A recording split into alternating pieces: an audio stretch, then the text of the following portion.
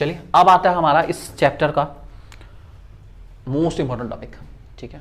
अब तक पीछे आए इंपॉर्टेंट नो डाउट, लेकिन ये चैप्टर का सबसे टफ और सबसे इंपॉर्टेंट टॉपिक कम्युनिकेशन बैरियर है, ठीक है। ये मोस्ट इंपॉर्टेंट है।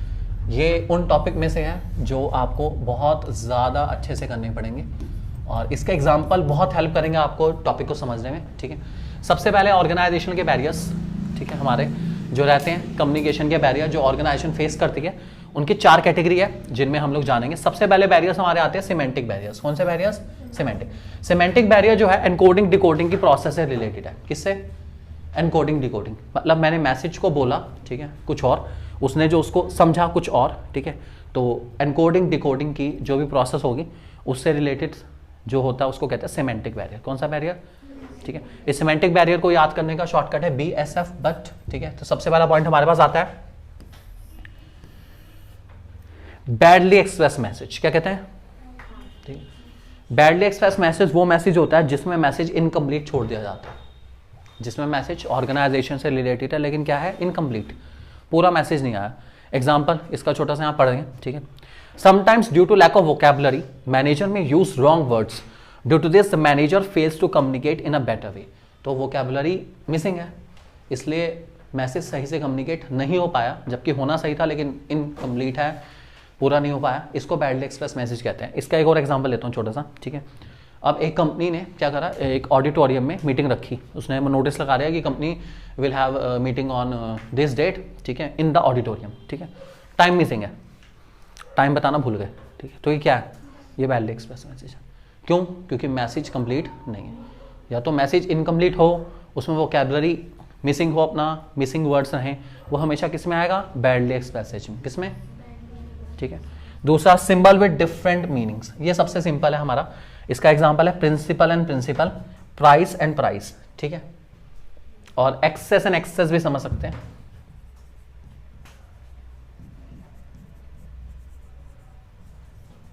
ठीक है। ये सब ऐसे वर्ड्स हैं जो सुनने में लिखने में एक जैसे हो सकते हैं, देयर एंड देयर, लेकिन इनके मीनिंग बहुत फर्क है। अगर मैंने सही जगह पे सही वर्ड यूज ना करा तो उसका मतलब ही कुछ और होगा, समझ रहे हैं? ठीक है। सो ऐसे वर्ड्स यूज करने पर, ठीक है, रिटर्न में, जब खासकर रिटर्न में ये बहुत दिक्कत देते हैं, ठीक है। तो ऐसे वर्ड को हम कहते हैं सिंबल विद डिफरेंट मीनिंग। अब एग्जांपल लेके चलते हैं हम लोग, ठीक है। एक इंसान है, वो लेक्चर दे रहे हैं प्रिंसिपल्स ऑफ मैनेजमेंट पर, ठीक है। किस पे दे रहे हैं? Principles of management. और वो हर जगह पे प्रिंसिपल प्रिंसिपल प्रिंसिपल बोले जा रहे हैं, ठीक है। अब बोलने में तो पता नहीं चलेगा, लेकिन अगर लिखना पड़ जाए तो दोनों का मीनिंग बहुत अलग अलग है। What is the price of this product और what is the price of this product. Price और प्राइस दोनों बहुत अलग अलग है, ठीक है। गो देयर और गो देयर, ठीक है, लिखने में अगर करते हैं तो दोनों बहुत अलग अलग हैं। तो ऐसे वर्ड्स जो सिमिलर साउंड करते हैं लेकिन लिखने पर बहुत अलग अलग हैं, ऐसे वर्ड्स की वजह से कम्युनिकेशन की इफेक्टिवनेस क्या हो जाती है? कम हो जाती है। क्या हो जाएगी? कम। तो ऐसी सिचुएशन को हम क्या के चलते हैं? क्या? सिंबल विद डिफरेंट मीनिंग्स, ठीक है। एक और इसमें एग्जांपल ले सकते हैं। अब इंग्लिश में और हिंदी में और, ठीक है। अब अगर हम इंग्लिश में यूज करते हैं तो कौन से वाला कब यूज हो रहा है ये पहचान पाना बहुत ही मुश्किल है। हमने कब और बोला और कब और बोला, दोनों में थोड़ा सा फर्क आ जाता है। तो इसकी वजह से कम्युनिकेशन इफेक्टिवनेस क्या हो जाती है? खराब हो जाती है। इसको हम कहते हैं क्या? Symbol with different meanings.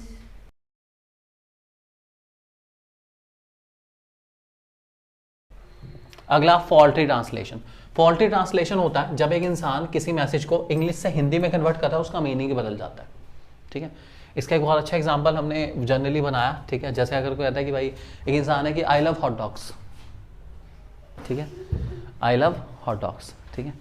तो अब आप समझदार हैं, आगे क्या होगा, ठीक है, कुछ भी हो सकता है, ठीक है।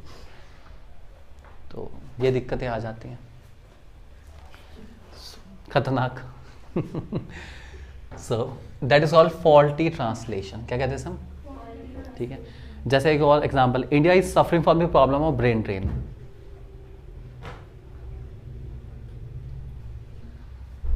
भारत में लोगों के दिमाग नालियों में जा रहे हैं, तो देखो भाई, अगर इंग्लिश टू हिंदी प्योर ज़्यादा, अब तो देखो फिर भी गूगल बहुत समझदार हो गया।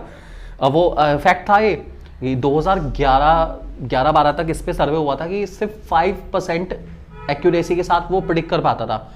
अब ये प्रिडिक्शन 98-99% तक पहुंच गई है कि वो इंग्लिश टू हिंदी सही से डिपिक्ट कर पाए, बहुत बड़ी बात है। तो पहले ऐसे ही करता था वो, तो इसको कहते हैं फॉल्टी ट्रांसलेशंस। क्या कहते हैं? और फॉल्टी ट्रांसलेशन होने की वजह से ऑब्वियस ही बात है, आप सोचो मैसेज की इफेक्टिवनेस तो बहुत दूर की बात है, मतलब ही कुछ और हो जाएगा। उसके बाद body language and gesture decoding. Body language gesture decoding कहते हैं इंसान की बॉडी लैंग्वेज कुछ और कह रही है जबकि उसके गेस्चर कुछ और कह रहे हैं, समझ नहीं आ रहा कि वो कहाँ का है क्या नहीं करना। ये वही बात है, जैसे एग्जांपल आप लोगों बहुत मूवीज़ में देखा होगा, ठीक है, खासकर जो थोड़ी सी थ्रिलर टाइप मूवीज़ आती है, इंसान है अपना, उससे पूछते हैं, उसकी बॉडी पूरी शेक करी, उससे पूछे डर तो नहीं ना, मैं कहाँ डरा बिल्कुल अपना, मैं तो बिल्कुल ठीक हूँ अपना, ठीक है, बॉडी पूरी शेक हो रही है लेकिन डर रहा है, हमें पता है, लेकिन मुंह से क्या कर रहा है, मना कर रहा है। तो इसे कहते हैं body language and gesture decoding. It means body language कुछ और कह रही है जबकि गेस्चर कुछ और कह रहे हैं। ठीक है, क्लियर होगी बात? ठीक है। उसके बाद है अनक्लैरिफाइड अजम्पशन। अनक्लैरिफाइड अजम्पशन का मतलब होता है कभी कभार इंसान को बताया हुआ काम समझ नहीं आता और अपने हिसाब से वो चीज़ों को एज्यूम कर लेता है। क्या कर लेता है? अपने हिसाब से चीज़ों को। ठीक है, तो हमने कम्युनिकेट करा, ठीक है, सामने वाले इंसान को बात समझ नहीं आई, ठीक है, जितनी समझ उसके हिसाब से उसने अपने आप ही सब कुछ क्या कर लिया, एज्यूम कर लिया। इसे कहेंगे अनक्लैरिफाइड अजम्पशन। क्या कहते हैं? ठीक है, example, sometimes the workers misinterprets the assumption means he didn't understand the order of boss in the way boss has given to him। इसका एग्जांपल हम लेके चलते हैं मौली। ठीक है, एग्जांपल, बॉस ने अपने एम्प्लॉय को कहा कि भाई मेरे घर पे कुछ मेहमान आ रहे हैं, उनको रेलवे स्टेशन से ले आना, उनका ध्यान रखना। ठीक है, रेलवे स्टेशन पे लाके उनका ध्यान रखना। ठीक है, अब ध्यान रखना मीन्स व्हाट? ध्यान रखना मीन्स कि भाई वो एम्प्लॉय ऑफिस छोड़ के उनके कमरे के बाहर ही बैठा रहे कि सर कुछ चाहिए बताओ, कुछ चाहिए तो मैं ले आऊँ अपना। ठीक है, 24 घंटे उनकी सेवा में बैठा रहे बाहर, या कि बस उनको उनके डिज़ायर्ड पोजीशन तक पहुंचा दे, होटल तक पहुंचा दे और भाई बस ये ध्यान रखना है, आगे अपने आप देख लेंगे। तो ध्यान रखने का मतलब क्या है? ये सब क्या है? अजम्पशन। ठीक है, पूरी तो है नहीं, तो अपने आप इंसान क्या करेगा, इसको अज्यूम कर लेगा और अपने हिसाब से परफॉर्म करेगा। इसे हम कहते हैं अनक्लैरिफाइड अजम्पशन। और लास्ट पॉइंट हमारा टेक्निकल जैगन। टेक्निकल जैगन में वही टेक्निकल वर्ड्स या टेक्निकल लैंग्वेज ऐसी है जिसको वर्कर को समझने में बहुत दिक्कत आती है। जैसे एग्जांपल, बहुत सारे हमारे प्रिंसिपल ऐसे हैं जिसको हम या कोई भी इंसान समझ ही नहीं पाता। ठीक है, एग्जांपल, एस्पिरिट डी कॉर्प्स। एक लेक्चर चल रहा था उसमें, तो मैंने से कहता भाई हमें एस्पिरिट डी कॉर्प्स करना पड़ेगा, Spirit D corps, Spirit D corps. अब एस्पिरिट डी कॉर्प्स क्या है? वर्कर को पता है? नहीं पता नहीं, Spirit D corps, Spirit D corps. ठीक है, ये वही बात आ गई, वो प्रफुल्ल हंसा वाला कहानी हो गई। ठीक है, सुना ना प्रफुल्ल हंसा, सब लोग जानते हैं? कभी नहीं, खिचड़ी के प्रफुल्ल हंसा को नहीं जानते आप लोग? अरे क्या आपने बहुत मिस कर दिया, बताओ।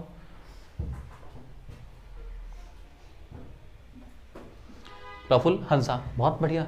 ठीक है, आपको एक बार नेट पे चेक करना चाहिए। ठीक है, एक बार प्रफुल्ल ने हंसा को ऑर्डर का मतलब समझाया। ठीक है, कैसे समझाया वो बहुत अच्छा था। ठीक है, प्रफुल्ल कहता है कि भाई हम एक फिल्म की शूटिंग देखने के लिए गए थे, वहाँ हीरोइन जो को ना डरना था सीन में। ठीक है, तो डायरेक्टर उसे कह रहा था कि भाई तू कम डर रही है, तू और डर। तो ऑर्डर का मतलब है और डर, तू कम डर रही है और डर। ठीक है, that is called technical Jagan. कि लैंग्वेज ही समझ ही नहीं आ रही अपना, जब आती कुछ नहीं तो ब्रेक करके ऐसे ऐसे तोड़ के समझाना पड़ता है। That is called technical jargon. Technical words हैं, समझ ही नहीं आती क्या, that is called technical jargon. तो जैगन का मतलब ही लैंग्वेज है। अब देखो यहाँ वर्ड ही इतना यूज कर रहे जैगन।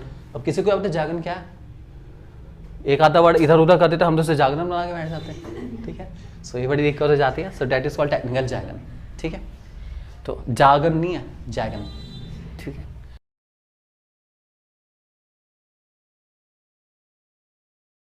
अब आते हैं हमारे साइकोलॉजिकल बैरियर्स। भाई ये सबसे खतरनाक बैरियर्स है, मैं तो कहता हूँ ये इंसान की जिंदगी में सबसे खतरनाक है। साइकोलॉजिकल बैरियर मतलब समझ गए, दिमाग से रिलेटेड। ठीक है, तो साइकोलॉजिकल बैरियर्स काफ़ी खतरनाक बैरियर्स होते हैं। ठीक है, ये बताते हैं ये इंसान के इमोशनल और साइकोलॉजी से रिलेट करते हैं पूरे।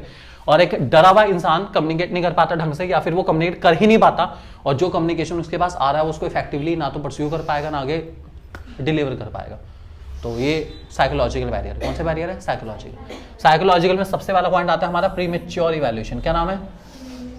प्रीमेच्योर इवैल्यूएशन बहुत कॉमन चीज़ है। इसका एक एग्जांपल बहुत कॉमन देता हूँ मैं हर बार।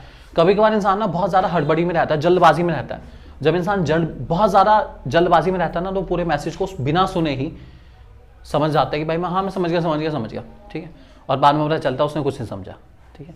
इसे कहते हैं प्रीमेच्योर इवैल्यूएशन। जैसे एग्जांपल इसका छोटा सा देते हैं, ठीक है।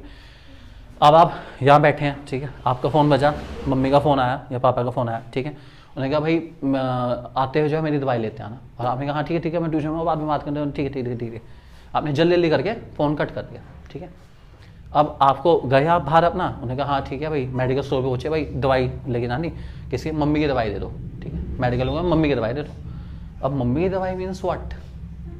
हुआ क्या मम्मी को पता नहीं, तो बात ही नहीं करी, मैंने पूछा क्या, बस मम्मी की दवाई दे दो, ठीक है। तो ये क्या हुआ?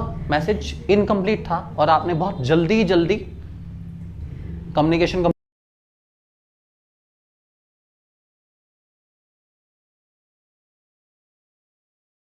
कंप्लीट करने के चक्कर में मैसेज को इनकम्प्लीट ही छोड़ दिया। इसे कहते हैं प्रीमेच्योर इवैल्यूएशन। इसका मतलब आपने पूरी बात कंप्लीट हुए बिना ही मैसेज को खत्म कर दिया। इसे कहा जाएगा प्रीमेच्योर इवैल्यूएशन। मतलब मैसेज की मैच्योरिटी से पहले मैसेज को कट कर देना, that is called premature evaluation. Clear होगी बात? ठीक है। दूसरा डिस्ट्रस्ट। डिस्ट्रस्ट का मतलब है मुझे सामने वाले इंसान पे विश्वास नहीं है, वो मुझे जो मर्जी कहेगा मैं उसकी बात पे विश्वास नहीं कर सकता। आपका ट्रस्ट किसी ने तोड़ दिया, ठीक है, उसके बाद वो कुछ भी बोल रहे, उसके बाद हम उसकी बात पे कभी विश्वास करने वाले नहीं। वो सही भी बोलेगा तब भी हम कहेंगे ना, हमें भरोसा ही नहीं उसकी बात पे। That is called distrust. क्या कहते हैं? कॉमन चीज़ है, ठीक है। उसके बाद लैक ऑफ अटेंशन। डिस्ट्रस्ट का एग्जांपल देने की जरूरत है या वैसे भी आप गर्ल्स इसको बहुत जल्दी समझ पाएंगी, उनके उसमें फ्रेंड्स में बहुत ज़्यादा इस वजह से क्लैशेस, वो मेरे बारे में ऐसा बोल रही थी, अच्छा ये चलता रहता है ना, तो डिस्ट्रस्ट बहुत कॉमन चीज़ है, ठीक है। उसके बाद है lack of attention. Lack of attention बहुत सिंपल पॉइंट है। लैक ऑफ अटेंशन का मतलब कभी कभार इंसान जो है फिजिकली मौजूद होता है लेकिन मेंटली कहीं और होता है। तो किसी के ख्वाबों में खोए, ठीक है, इंसान बैठा हुआ है और जब वो ख्वाबों में खोया हुआ होता है उसको ये नहीं पता चलता कि बात क्या चल रही है, ठीक, वो है लेकिन वो नहीं है, वो है यहां पर लेकिन वो यहां पर नहीं है। इसको कहते हैं लैक ऑफ अटेंशन, ठीक है। मतलब वो है लेकिन वो नहीं है, लैक ऑफ अटेंशन। तो ऐसे उसमें पूरा कम्युनिकेशन हो जाता है और उसके कानों में आवाज ही नहीं जाती, वाओ, क्योंकि उसका माइंड कहीं और पर है। तो किसी वजह से भी हो सकता है, मे बी फैमिली का कुछ इश्यू चल रहा है या किसी की याद आ रही है या कुछ भी हो सकता है। So that is called lack of attention, ठीक है। इंसान है, हो सकता है, क्या करे भैया, ठीक है। सो लैक ऑफ अटेंशन होने की वजह से भी जो है उसका माइंड प्रीऑक्यूपाइड है, इसलिए वो सही से कम्युनिकेट नहीं कर पा रहा, ठीक है। और लास्ट पॉइंट है loss by transmission and poor retention. Loss by transmission and poor retention बहुत कॉमन चीज़ है। बचपन में एक टेलीफोन गेम आता था, मतलब वो ग्रुप में खेला करते थे। उसमें क्या होता है, सर्कल बना लेते थे 8-10 लोग, ठीक है। मैंने कोई बात बोली, मैंने अपने आगे वाले को बोली, उसने उससे आगे वाले को, उसने उससे आगे, ठीक है। करते करते जब 8-10 लोगों के बाद घूम के वो बात आती थी ना, उस बात का मतलब भी कुछ और होता था। इसे कहते हैं हम क्या? Loss by transmission and poor retention, ठीक है। जब मैं किसी एक बात किसी आगे वाले को बोलूंगा, वो उसको जितनी समझ आएगी वो उससे आगे और बोलेगा। वो हो सकता है उसमें शायद थोड़ी अपने तरफ से और ऐड कर दे, अगले वाला थोड़ी सी और ऐड कर दे, अगला वाला थोड़ी और ऐड कर दे, ठीक है। हमने तो येलो कलर भेजा था, ठीक है, जब आगे सबने अपने अपने कलर मिक्स करे तो घूम फिर के जो आया वो कलर ही ब्लैक हो चुका था। पता नहीं कहाँ से हुआ भाई, सब अपने अपनी थोड़ी थोड़ी बातें मिलाते गए और बात का बतंगड़ बना दिया। सुना नहीं वर्ड, ठीक है। सो दैट इज कॉल्ड, जो बात थी वो नहीं रही, कुछ और ही बात हो रही थी। That is called loss by transmission and poor retention. Japan में एक ये गेम भी खेला करते हैं अपना, वो भी ये करते हैं क्लास में, बाकायदा इसका एग्जाम्पल है, ठीक है। बहुत उसमें जापानीज उसमें दिखाते हैं बार कि एक मैसेज है अपना, ठीक है, एक बच्चा अपने आगे से बोल रहा है, उससे आगे बोला, उससे आगे बोला, उससे ऐसे करके 100 लोगों के बीच में ये उन्होंने ट्राई करा। तो जो पहले ने बोला था और जो लास्ट ने बोला उसके बीच में 70 to 80% का डिफरेंस था। इसको कहते हैं हम क्या? Loss by transmission and poor retention, ठीक है। नेक्स्ट ऑर्गेनाइजेशनल बैरियर, इसको हम कहते हैं रॉस्को। चलिए, पहला है हमारा रूल्स एंड रेगुलेशन। अगर ऑर्गेनाइजेशन के रूल्स रेगुलेशन बहुत स्ट्रिक्ट है, बहुत ज्यादा स्ट्रिंग रूल्स हैं ना, तो कम्युनिकेशन कभी ढंग से हो नहीं पाएगा। स्ट्रिक्ट रूल्स रेगुलेशन के साथ कभी कम्युनिकेशन ढंग से नहीं हो पाता, ठीक है। स्ट्रिक्ट रूल्स रेगुलेशन के साथ कभी कम्युनिकेशन अच्छा नहीं होगा। दूसरा, ऑर्गेनाइजेशन पॉलिसी। ऑर्गेनाइजेशन की अपनी पॉलिसी होती है। कुछ organisation free flow of communication allowed करती है, कुछ नहीं करती। कुछ में इनफॉर्मल कम्युनिकेशन होता है, कुछ में इनफॉर्मल कम्युनिकेशन नहीं होता। वो डिपेंड करता है किस पे? ऑर्गेनाइजेशन पे। किस पे? भाई जैसी ऑर्गेनाइजेशन उसके हिसाब से कम्युनिकेशन उनका, ठीक है। तीसरा हमारे पास स्टेटस। स्टेटस मैंने आपको बताया था कि स्टेटस जो है ना, जब एक इंसान एक अच्छी स्टेटस पर आ जाता है, उसकी साइकोलॉजिकल नीड अपने आप राइज आ जाती है कि मैं इन सब से थोड़ा सा ऊपर हूं, मैं क्यों इनसे बात करूं, इनको जरूरत होगी आगे मेरे से पूछ लेंगे। तो जब वो आप ऐसा स्टेटस डेवलप कर लेता है ना, तो कम्युनिकेशन अपने आप क्या हो जाता है? खराब हो जाता है। भले चाहे एम्प्लॉइज में से ही एक हो वो, ठीक है। इट जस्ट लाइक कि अगर मॉनिटर थोड़ा एटीट्यूड वाला बन गया क्लास का, तो वो किसी को रिक्वेस्ट नहीं करेगा, ठीक है। वो तो अपनी मर्जी से उठा के नाम लिख देगा। अब रिक्वेस्ट तो किन्हें करनी पड़ेगी? तुम्हें करनी पड़ेगी कि भाई प्लीज़ मेरा नाम मिटा दे, नहीं तो मैम आगे मुझे क्लास से बाहर निकाल देगी। तो रिक्वेस्ट कौन करेंगे? आप लोग करेंगे। That is called status. Status है, पोस्ट है उसके पास, पोस्ट है तो फिर वो अपना एटीट्यूड तो रखेगा, इसलिए वो कम्युनिकेट करना सबसे पसंद नहीं करता। उसके बाद है कॉम्प्लेक्सिटी इन ऑर्गेनाइजेशन स्ट्रक्चर। कभी कभार ऑर्गेनाइजेशन का जो स्ट्रक्चर बनाते हैं, top level, middle level, lower level, ये इतना ज़्यादा स्ट्रिक्ट बन जाता है, इतना ज़्यादा स्ट्रिक्ट बन जाता है कि इसमें कम्युनिकेशन का स्कोप ही नहीं रहता ढंग से। इसलिए कभी भी इंफॉर्मेशन ढंग से फिल्टर होके पहुंच नहीं पाती, कम्युनिकेशन ढंग से हो नहीं पाता। एक सही स्ट्रक्चर ऑर्गेनाइजेशन का, जब हमने फंक्शनल स्ट्रक्चर, डिविजन स्ट्रक्चर अगर प्रॉपर बना हुआ है, प्रॉपरली सही से कौन किससे बात करेगा, किससे बात नहीं करेगा, सही बना रखा है, तो कम्युनिकेशन ढंग से फ्लो होगा। और अगर ढंग से स्ट्रक्चर ही नहीं बना रखा तो कम्युनिकेशन ढंग से हो पाने वाला नहीं है। और लास्ट पॉइंट, ऑर्गेनाइजेशन फैसिलिटीज। कुछ ऑर्गेनाइजेशन अपने कम्युनिकेशन को बेटर बनाने के लिए लोगों से कंप्लेन मांगती हैं, सजेशन मांगती है कि बताओ भाई क्या क्या प्रॉब्लम चल रही है हमारी ऑर्गेनाइजेशन में, उसका सजेशन दो। अगर वो सजेशन मांग के इंप्लीमेंट करती है तो कम्युनिकेशन और बेटर होगा। और अगर वो सजेशन इंप्लीमेंट करती नहीं, कान बंद कर रखे है कि तुम कुछ भी बोलो मुझे कुछ सुनाई देने वाला नहीं, तो कभी कम्युनिकेशन अच्छा होने वाला। तो कभी अच्छी ऑर्गेनाइजेशन कभी ऐसा नहीं करती, वो एम्प्लॉय से सजेशन लेती है और उसको इंप्लीमेंट भी करती है। And the last, personal barrier. Personal barrier हर इंसान के अपने पर्सनल है, उसके कुछ पर्सनल मर्जी है, अपनी कुछ पर्सनल इच्छा है, कुछ पर्सनल इशू हो सकता है जिसके उसको कम्युनिकेशन ढंग से नहीं कर पा रहा है। इनमें सबसे पहला पॉइंट हमारे पास आता है जिसका नाम fear of challenge to authority. Fear of challenge to authority का मतलब है कि इंसान में डर लगता है, ठीक है। अथॉरिटी लेते हुए उसको डर लगता है कि यार मैं जिम्मेदारी कैसे संभालूंगा, मैं जिम्मेदारी ले लूंगा तो मैं जिम्मेदारी संभाल लूंगा कैसे, ठीक है। एग्जाम्पल लेते हैं छोटा सा। एक बच्चा है बहुत ब्रिलियंट है, बढ़िया अपना अच्छे नंबर स्कोर कर लेता है। उसको कहा गया कि भाई हम आपको स्कूल के जो है हेड बॉय हेड गर्ल बना रहे हैं, ठीक है। अब ये अथॉरिटी है या नहीं बताऊं, ठीक है। अथॉरिटी है भैया, उसको ऑब्वियस ही बात है माइक भी संभालना पड़ेगा, बच्चों को गाइड भी करना है, सब कुछ करना है। और वो इन सब चीज़ों में बिल्कुल पीछे है कि भाई मेरे से नहीं हो पाएगा, मैं पढ़ने में अच्छा हूँ वो ठीक है, लेकिन ये सब करना मुझे नहीं आता। तो वो अथॉरिटी को ले लेगा, ये बताओ वो बन जाएगा, ईजिली बन जाएगा? नहीं बनने वाला, देखा ना, ये मेरे बस का नहीं है। इसे कहते हैं fear of challenge to authority, कि वो उस अथॉरिटी को फेस करने को तैयार, डर लगता है। That is fear of challenge to authority.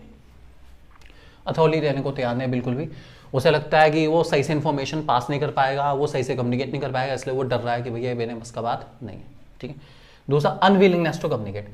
Unwillingness to communicate का मतलब है कि वो इंसान बात नहीं करना चाहता, कम्युनिकेट नहीं करना चाहता किसी के साथ। उसका रीजन है कि उसको अपने कम्युनिकेशन पे कॉन्फिडेंस नहीं है, या वो लगता है कि यार सुपीरियर को लगता है कि वो कॉन्फिडेंस, विश्वास के लायक नहीं है, इसलिए वो कम्युनिकेट नहीं करना चाहता, ठीक है। ग्रुप बना दिया, ठीक है, ग्रुप के एक लीडर भी बना दिया कि भाई आपको सबके साथ कम्युनिकेट करना है, ठीक है। अब इंफॉर्मेशन है कॉन्फिडेंशियल, ठीक है, कैसी है, ठीक है। अगर कोई इंसान, मुझे ऐसा लगता है कि यार ये इंसान ना अपने पेट में बात पचा नहीं सकता, उस इंसान से कम्युनिकेट करते मुझे क्या लगेगा, डर लगेगा, नहीं लगेगा, बताओ। मुझे पता है कि मैं ये इन्फॉर्मेशन बहुत कॉन्फिडेंशियल है और ये इंसान तो अपनी बात गारंटीड है कि ये तो बताएगा ही बताएगा।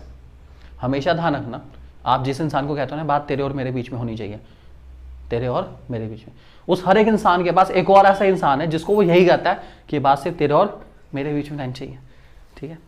और आगे जिस इंसान को पता ही गई ये बात, उसके पास भी एक और ऐसा इंसान है जो सेम बोलेगा कि बात तेरे और मेरे बीच में ही होनी चाहिए, आगे बताइए मत किसी को। रियलिटी यही है, आप अपनी बात को सीक्रेट रखना चाहते हो तो अपने तक ही रखो, ठीक है, क्योंकि हर दूसरा पर्सन दूसरा ही है और दूसरे की कोई गिनती नहीं है।